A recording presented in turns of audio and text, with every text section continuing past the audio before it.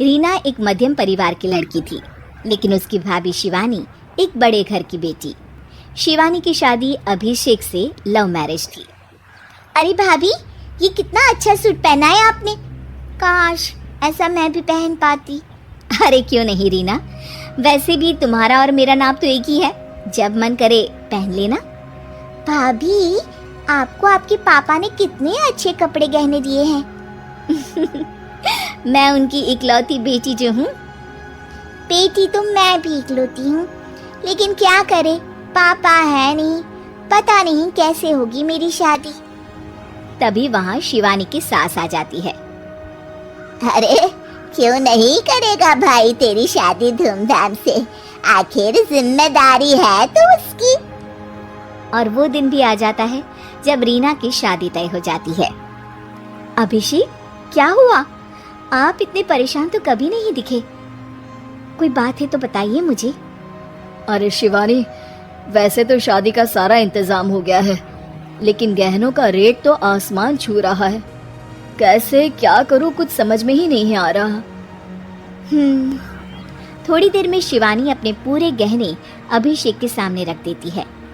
ये लीजिए, गहनों का इंतजाम भी हो गया। अरे नहीं नहीं शिवानी, मैं ये गहने किसी हालत में भी नहीं ले सकता। ये तुम्हारे पिता ने तुम्हें दिया था, और तुम हो कि। तभी वहाँ सास आ जाती है। अरे तो क्या हुआ, इसकी तो हो गई ना शादी, अब किसे दिखाने हैं इसने गहने।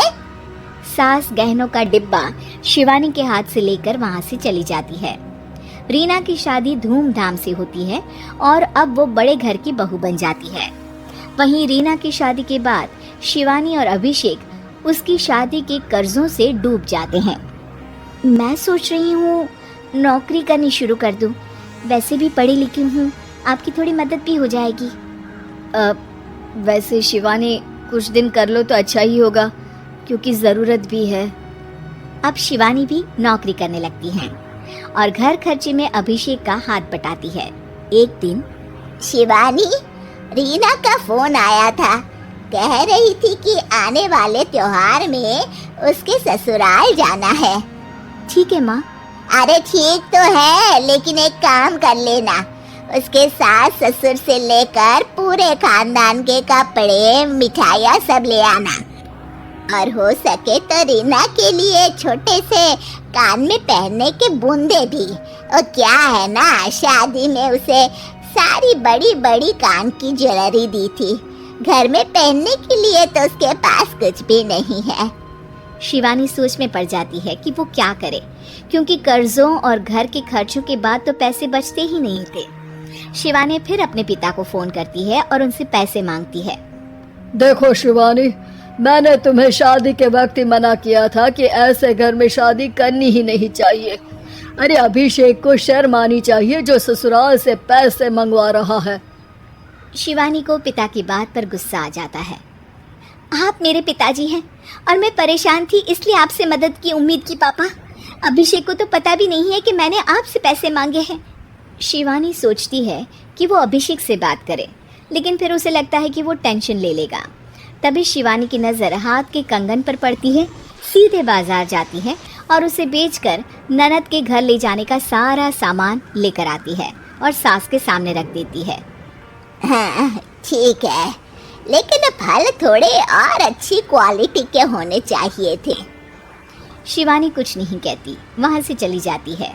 एक दिन शिवानी, रीना का फोन आया था, बहुत रो रही थी। क्यों माँ, क्या हुआ? सब ठीक तो है ना उसके ससुराल में? अरे तूने तो उसकी नाक ही कटवा दी। अब मैंने क्या कर दिया माँ? कह रही थी कि बड़े घर की बहू है भाभी, जो कपड़े दिए वो ब्रांडेड भी नहीं थे। तू तो जानती है ना उन लोगों का पहनावा कितना अच्छा है। तू तो मेरी बेटी का भला कभी सोचती नहीं। हाय भगवान, अरे बड़े घर की बहू है, इसी बात की जलन है ना तुझे? लेकिन याद रख, मेरी बेटी का सोचने के लिए भगवान है, तुम लोग कभी उसका बुरा नहीं कर पाओगे।